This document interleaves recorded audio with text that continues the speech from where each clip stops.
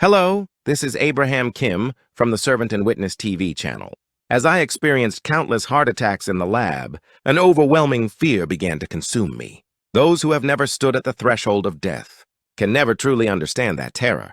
When I felt my vision blurring, I asked a colleague for help and went to a nearby hospital in Hwangok-dong. Upon hearing my symptoms, the doctor immediately gave a diagnosis: arrhythmia.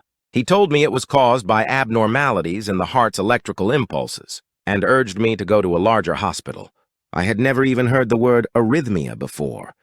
I immediately went to the nearby K University Hospital. However, unless you are at the hospital at the exact moment the arrhythmia occurs, the results will come out as normal. Thus, I spent the entire day in agony and fear of death without any real solution. The attacks continued even while I slept. The next day, I visited a specialized professor at S University Hospital. He was an elderly, experienced professor who seemed to understand my condition.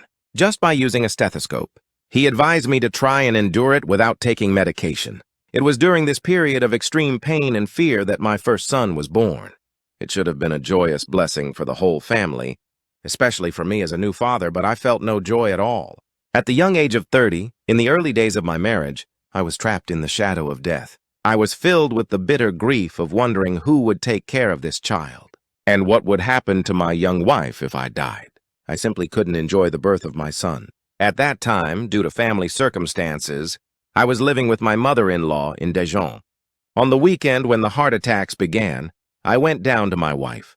My mother-in-law always treated me with the utmost hospitality, calling me the son-in-law of 100 years.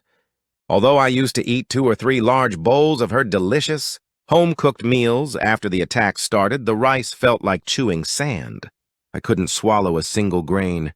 That night, I called my wife outside and told her about my symptoms, fearing I might be even more startled. She didn't show any panic and instead spoke words of courage to me. Soon after, my mother-in-law found out as well and took me to Sikjangsan mountain with a shaman to perform an exorcism ritual gut. To be continued in the next series. Thank you for watching. This has been Abraham Kim from the Servant and Witness TV. Please don't forget to hit the like button and subscribe to my channel. Shalom.